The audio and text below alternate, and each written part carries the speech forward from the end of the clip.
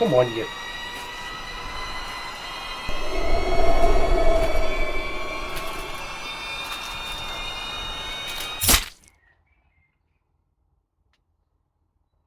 Well, I always wanted to know what fingering felt like. Final Destination Bloodlines is directed by Lipovsky and Adam B. Stein, and in the latest Final Destination film, played by horrific dreams, Stephanie goes out to find the one person who can stop the deadly cycle that is going to affect her family. So here we are, Bloodlines is finally here. I was so excited going to the cinema today. I mean, as you know, I've reviewed every single film in the franchise, and I've enjoyed all of them. I don't think these films are high art or anything, but I do enjoy them for what they are. They're just really good entertainment, and I was very confident that Bloodlines will be the same thing. The trailers sold me. From what we heard about it, the early reviews as well, I was so hyped for this.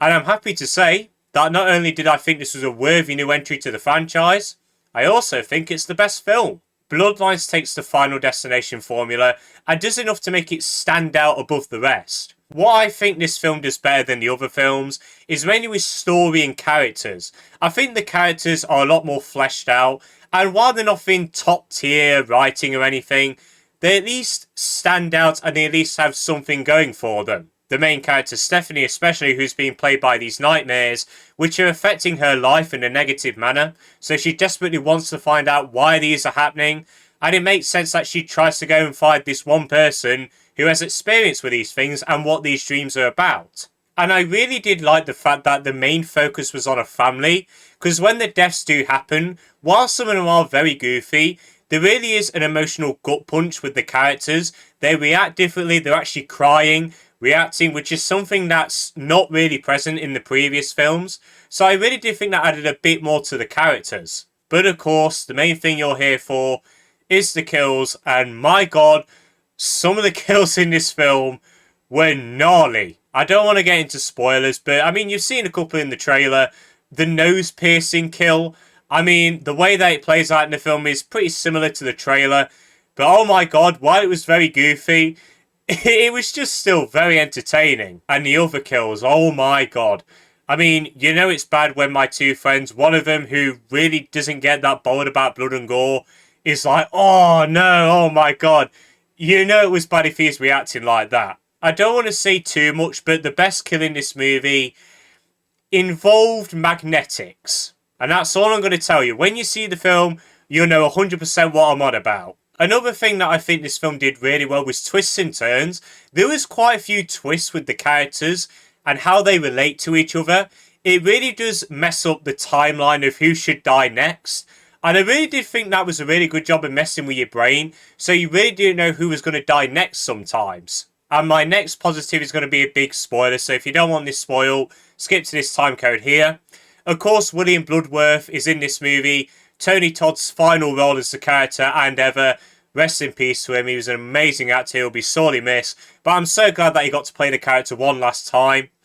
And what I really liked is that we get a backstory for William Bloodworth. After all of these theories about this character and people saying that he might be the Grim Reaper or something, we finally get answers of his backstory. And I think it was really good and it tied into the film really well. Technically, the film is, and this is where the flaws start to come in, I really did like it when they used practical effects. There's this really good practical explosion near the end. That looked really cool and I was very impressed by that. But when it comes to the CGI, I mean, look, these films don't have the biggest budgets, but, you know, it's 2025. I would have liked the CGI to be polished up a bit more. It's shot really well. It's probably the best looking film of the franchise. There was some really creative shots in this. So overall, I think technically the film was fine, even though I did have some issues with it. And finally, this is something that the past films I've never really been good at. The acting was actually really good in this film. Kaitlyn Santa Juana, I believe that's how you say it. If I said it wrong, I'm sorry. She was really good as the main character, Stephanie. Again, a character who is nothing amazing or anything, but I thought she played the role really well. Tony Todd returns as William Bloodworth, and he's just as good as he was nearly 15 years ago. I mean, this character is a bit of a weird addition to the franchise. If you think about it, it is kind of a way to deliver lazy exposition. But the reason why we love the character is because of Tony Todd. He was just such a talented actor. He'll be sorely missed if we get any more films in this franchise. And I think the rest of the cast did a really good job too. So overall, I really enjoyed Final Destination Bloodlines. It easily has the best characters. The story is simple, but it has enough twists and turns in there to keep you engaged. The kills are absolutely gnarly. Technically, I thought it was pretty good, even if the CGI wasn't the best. And I think all the acting was really good in the film as well. If you are a Final Destination fan, I don't think you'll have any issues getting into this film. And if you're trying to get into the franchise, I think you'll easily enjoy this one.